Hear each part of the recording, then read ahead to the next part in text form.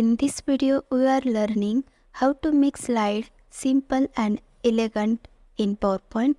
So, without wasting time, let's start the video. Go to Insert, click on Shape, select Rectangle, drag it like this.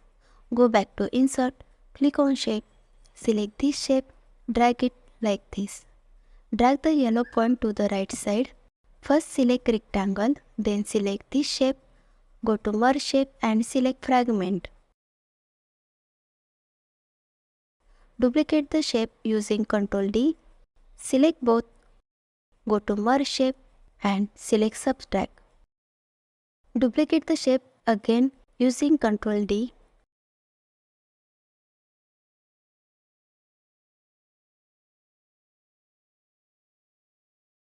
Select all. Go to Shape Outline, make it no outline. Deselect this. Go to Merge Shape and select Union. Click on right button, copy it and go to View tab. Click on Slide Master, select and delete. Paste here. Click on Insert Placeholder, select Picture, drag it. Send to Back. Click on Outside, select both, go to Merge Shape and select Intersect.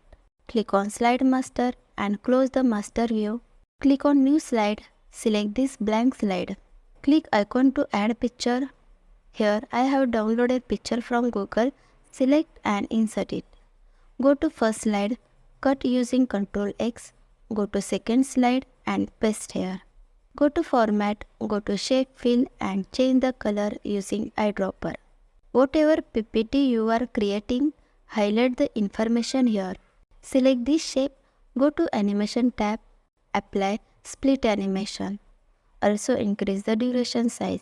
Select this picture, apply Wipe Animation, go to Effect option, select from right. Select Start After Previous. Also increase the duration size. Select this text box, apply Floating Animation, select Start After Previous.